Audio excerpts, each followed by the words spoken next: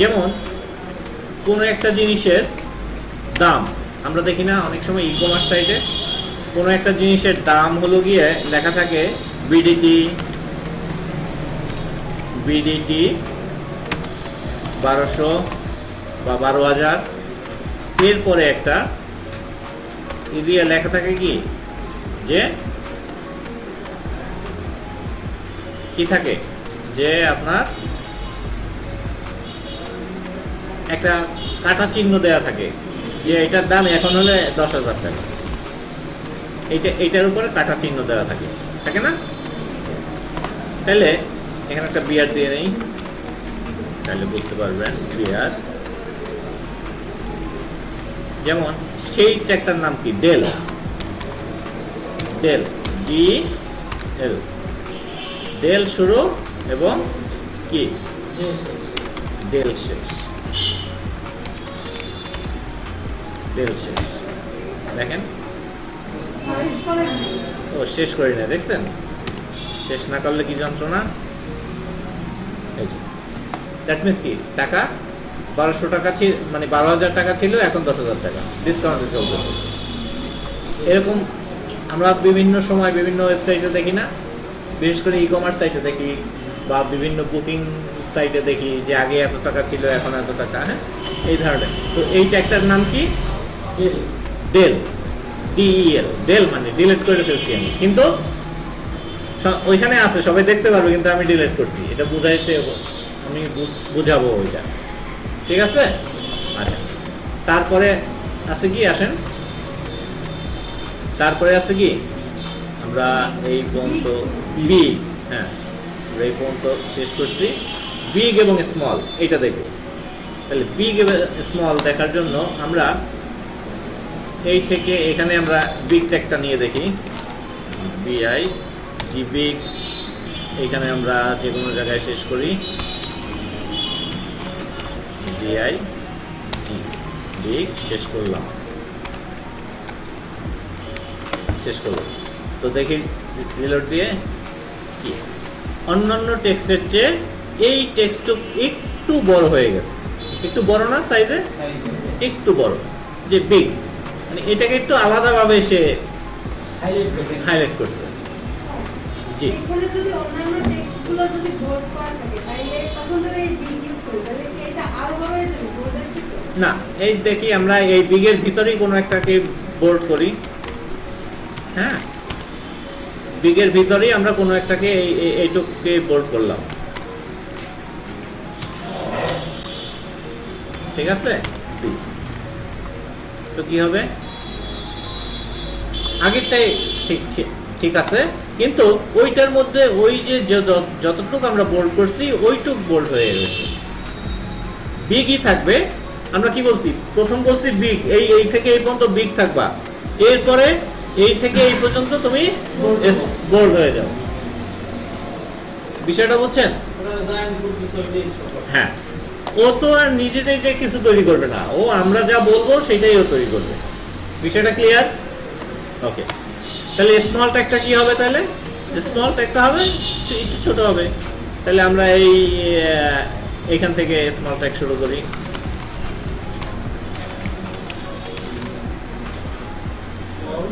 Small শুরু, small শেষ, ঠিক আছে? এই যে কি হলো, এই যে এইটুকু দেখেন, এইটার চেয়ে একটু স্মল হয়েছে না? হ্যাঁ, আচ্ছা, এই যে এইটুকুই তো আমরা এজ মেকার লিখলাম নাকি? হ্যাঁ, তো ওইটুক স্মল হয়েছে, মানে স্বাভাবিক যে ফন্ট সাইজ ওইটার চেয়ে একটু ছোট করে দিব। এই বিগ এবং স্মলের কাজ হলো এটা। আমরা আপনাদের একটু, তো আমরা আমাদের থেকেই শুরু করি। গত ক্লাসে আমরা মার্ক পর্যন্ত শিখছিলাম এবং কোড কিউ ট্যাগ, হ্যাঁ নাকি? আজকে আমরা পি ট্যাগ থেকে শুরু করব। পি ট্যাগ কি? প্যারাগ্রাফ। তো পি ট্যাগ এখানে দেখছেন, এডিটরের একটু সুবিধা আছে, পি লিখে আমি ট্যাব দিলাম, সাথে সাথে পি ট্যাগ ওপেন ক্লোজ হয়ে গেল। এর আগে আমরা কষ্ট করে লিখছিলাম, ঠিক না? পি লিখছিলাম, ফার্স্ট ব্র্যাকেট শুরু শেষ, মানে ফার্স্ট ব্র্যাকেট শুরু শেষ, আবার লিখছি। আচ্ছা, এখন এখানে লরেম 20 দেখছেন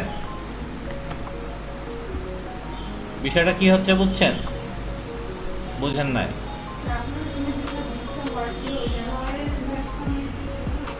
আমরা ওই লরেম ইপসামের ওয়েবসাইট থেকে টেক্সট নিয়ে আসতাম না, কপি করে নিয়ে আসতাম না। এখানে আমি শুধু লিখলাম LOREM লরেম, এরপরে আমাদের কত ওয়ার্ডের একটা প্যারাগ্রাফ চাই ওইটা লিখবো। কত? আমাদের 20 ওয়ার্ড চাই। 20 লেখা তারপরে ট্যাব দিব, এখানে 20 ওয়ার্ডের একটা প্যারাগ্রাফ চলে আসছে। সেভ করবো, 100% বড়, 100 ওয়ার্ড দিলে 100 ওয়ার্ড আসবে। লরেম 100 বা 200 দিয়ে দিলাম, আসছে।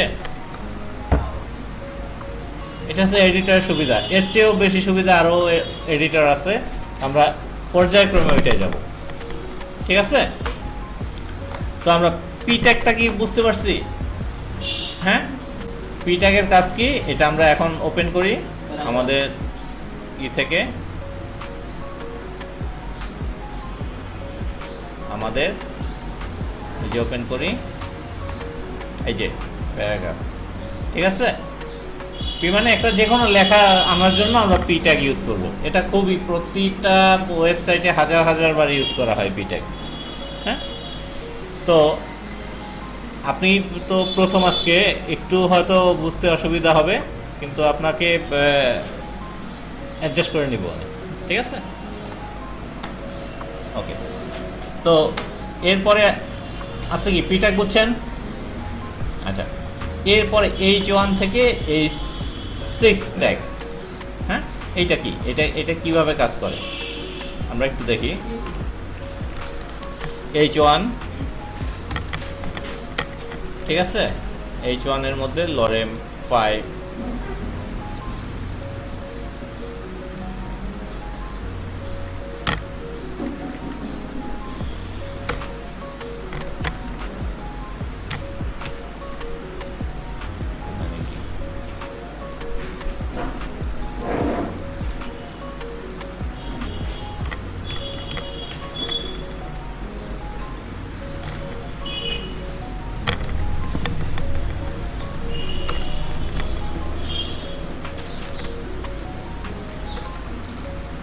ঝামেলা শুরু করলো।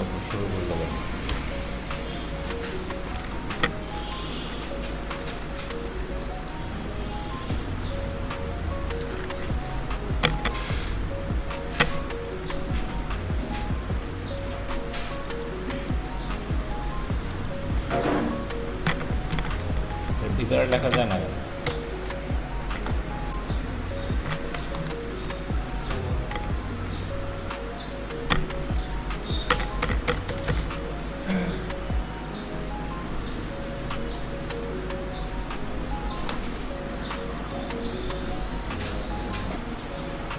তো H1 থেকে H6 আপনারা কি বুঝতে পারছেন?